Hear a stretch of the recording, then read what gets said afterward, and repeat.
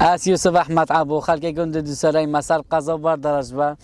اول مده چند سال که بیروکه بماتی که هم بار آخر نرگس بخملی نیزی که جیه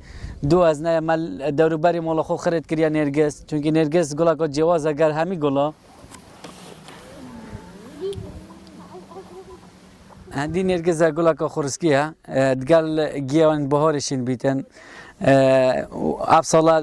لبر اگر نبودی و بارانه افسالا مخرب مرشه آفدای و مزحمت که زورا ببری نکو سالانه اب خود گل گلن بهار سر خورس که سر خوشین بیتن مف نرگزه بفروشنی نه تنه مرام اومد تنه جوانی و بین خوشیه و خلقه که زورت سردان اومد کردن و رسمان نافداد کشیدن و ما پیچته که گله که جانه خدا اما ناکن خلق لیوا کن هندی هم شیارین جوی ماله وکیدش محرست حرس البره نکو خلق لی ناگرن راستی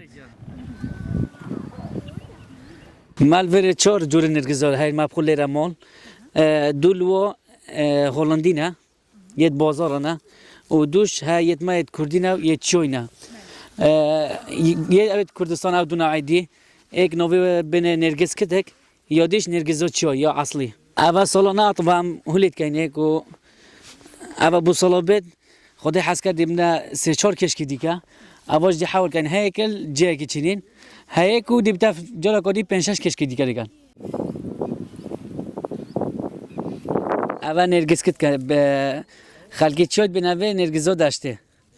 هندی نرگس کت که یعنی بنوا یا کمه و کی نرگزا چونیه و شکلش اگر بینن گلک فرق هم جانیه و هم لبنش نرگز باش و مرغوب اول نرگزا چای هم بنوا گلک خوشه و هم بو جانیش گلک جانترال نرگس کت که روزانه تو بخال که زور روبیه دیتن بردارش دیتن بشریات دیتن گرداپون دیتن گنده دوروبر روزانه سر دنامات کردن تین رسمان ناف نرگزات گرنو و یه هی تلفن اومد کرد مثلا تو دی بعد بو سقبرا دعوا بن نرگزال مکاتن بو سقبرا بو سمخبار بو جدوات دی باتن ام دینه چه روزنی نات با میوونه که زور نهیتن خرج به خاطر نرگزا